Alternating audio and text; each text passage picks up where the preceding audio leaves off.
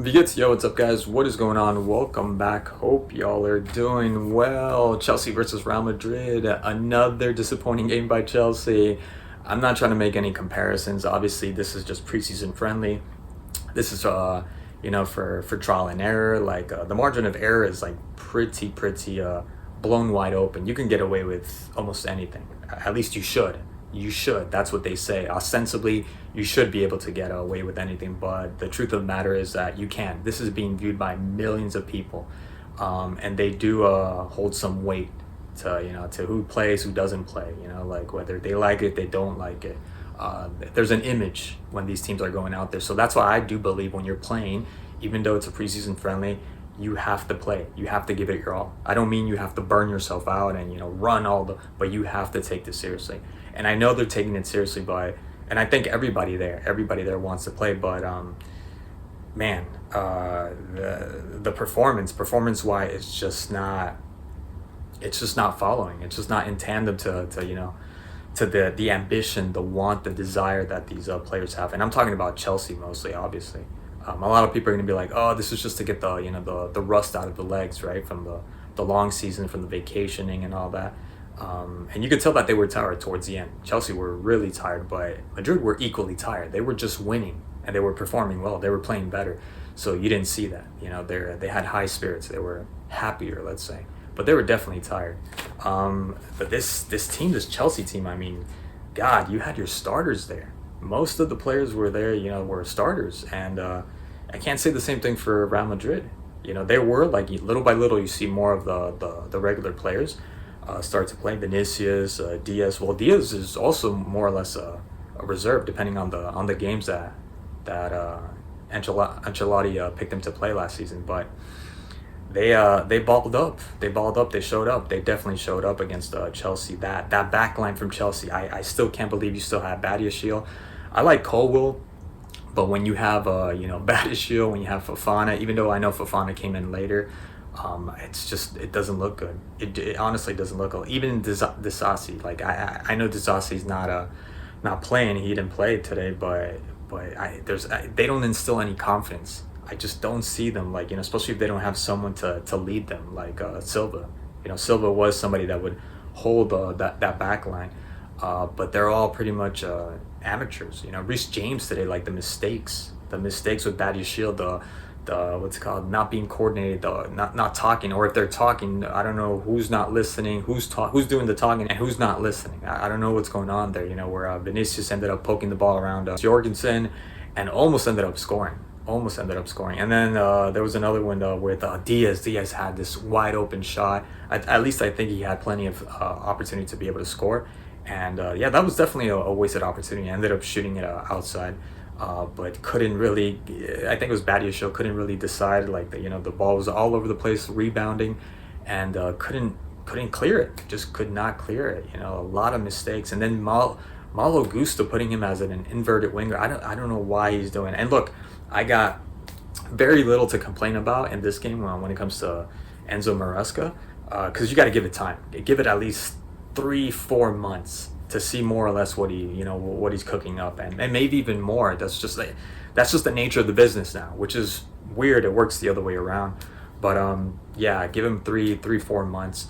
But putting Malo Gusto as an inverted winger like Arteta does with Zinchenko, I don't think that's a good idea. I mean, he was trying, but he gave the ball away plenty of times, and I don't think that suits Malo Gusto. I definitely don't think that suits him that well. And then Sterling, geez, man, like the amount of money, the salary that this guy's on, and he's playing like as if he's a veteran. He's playing as if he's my age, pretty much. Like, he's just not really running. He's definitely not defending. And when he does attack, I mean, he looks rusted. He looks poor. Like, this decision making, there isn't any. It's sad. It is really sad. You just question that beautiful run through the middle from Nkunku that Rudiger could end up probably injuring. Maybe not injuring him, but I mean, that's Rudiger. So automatically, I'm gonna assume, like a lot of people, that any challenge that Rudiger makes is gonna it's meant to hurt the person, the attacker, or whomever he's going up against. But beautiful takeaway from what's his name, Nkunku, and then the pass to Sterling, and Militao, as if he was just a 12-year-old boy, just ends up making the block, and then you see the smile on his face towards the stands. I mean, just embarrassing from Sterling. Like, I still remember. I'm still holding on to Sterling from last season against Manchester City, and I don't think I was the only one that Southgate needs to call this guy up. If he keeps it up, and he never did, obviously. That was like the last game, right?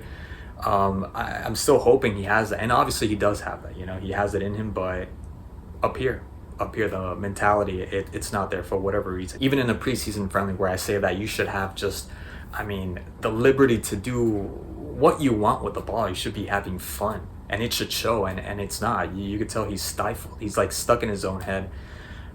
Plenty of opportunities that I wish Nkunku would have just taken it himself and ended up scoring it. Great from Nkunku. Hopefully he doesn't get injured, and I think more than not, you're going to see definitely a different side in terms of attacking with Nkunku injury-free, that is.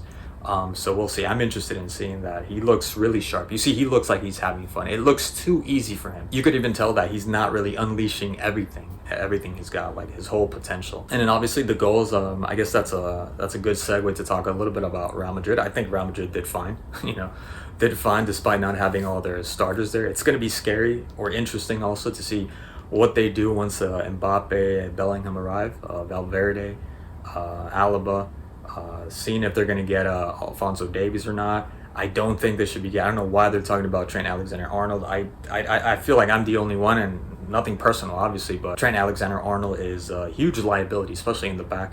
But that's just my take. The pass from Rodrigo, that was a phenomenal pass. I criticized Rodrigo a lot, but that was, I mean, a Toni Kroos level pass. And then for me, Diaz should have finished it. Vasquez, you could see he kind of hesitated a little bit, and luckily there was a deflection that ended up going in.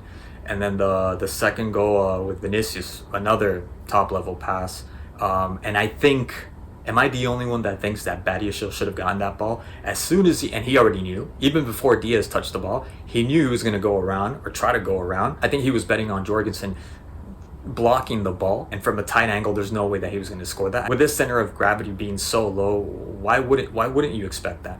Why wouldn't you expect that? So just go to the goal like a lot of defenders do. He pretty much just gifted that goal to Diaz. I mean, really, really good effort from Diaz, but Badiashile, you should have done better. And then for Chelsea's goal, Fran Garcia and Courtois. They've been criticizing Fran Garcia a lot in these friendlies, but to me, in that goal, that to me was mostly, because his positioning made him look worse than it actually did. I don't think anybody else would have gotten to that ball, to that header, because the advantage, obviously, is the attacker that has it. But Courtois, I don't know what he thought Madueke was going to do except head it. Like, what else was he going to do? And he just got caught off. I mean, planted. He was rooted. It looked like an amateur. That's what I mean by Lunin and him when I was talking about last season that, Lunin should have been playing the final. Absolutely. And Courtois, to me, is a great goalie, but he isn't that great of a goalie. I think it's just the fact that there isn't no amazing goalie at this point. Like Alisson's another one that gets a lot of praise. I think he's a good goalie, but makes huge amounts of mistakes. Ederson, another one, although that's debatable. A lot of people are not going to agree with that. But yeah, sticking to Courtois, I think he should have done better, way better. So we'll see. It's not looking good. Oh, Mudryk when he comes in. Just quickly about Mudryk. I mean, every time he gets the ball, I know it's Mudryk, but I am just hoping with that speed. And I don't need any step overs, just body feints, just one body feint, the Messi feint, the shoulder drop, and that's it. Why can't he just have some like Doku? Doku has that one skill, and Mudryk has the speed for that. He has the agility for that. He has the ability to be able to beat almost any defender around the world with just one shoulder drop. And the decision making, that beautiful exchange with Enzo, the 1-2. I don't know why he thought it was a good idea to hook it in when you see the defender. He knows the physics of how that ball is going to end up catching onto the defender, or the defender's going to end up blocking the shot. I mean, scoop it over. You don't have to be Ronaldinho. Like, a lot of people are like, oh, but he's not Eden Hazard, he's not Ronaldinho, he's not Messi. Like, what are you talking about? Like, you could see somebody at a junior college level doing something like that. Obviously, they're doing stuff that they shouldn't be doing, but you definitely should be able to do that for the amount of money that they purchase. You tell me you don't have that in your profile? Of course you do. So that one just pisses me off. That guy should have been sold. He should have been sold. This is a business. I mean, look what happened with Gallagher. That was all profit. That was all business. There was no heart in that, and you know, I thought he had a phenomenal year last season, and he even went to the national team, which I think he deserved. And I was complaining about Gallagher the first season when I first saw him play. I said him and Cucurella should have been out of the team, but both of them stepped up. Now let's see if Cucurella comes back and, you know, he maintains that form, but Gallagher should definitely have been part of the plans. Now I know because of the money and the wages and the, you know, checks and balances and all that, they had to sell him, but bro, at the end of the day, that shows that it's a business. So, you know, you have someone like Mudryk, like how much longer? Obviously it doesn't work. Badiashile, the same thing. Fofana, how much longer? You know, you have to get rid of these players, you know? And the same thing with Caicedo. I'm going to say that. I know people are going to say, like, last season, towards the end, he was doing good. He had some good games, but it's just not good enough for that amount of money that you guys spend. And comparing him to other players, like, yeah, he did better than when he first arrived, and that takes time. I get that. But how much longer? Let's see this season. If the same thing happens and he isn't consistent, you got to remember, it's a business after all, right? It's a business. There's no, supposedly there's no favors here. Although I think agents and all this thing, like, I think they're working magic. I think there's, like, you know, people are getting paid. I do think that there's corruption. Absolutely. I don't think it's a conspiracy or anything like that, but there is shady, dodgy things, questionable deals going on.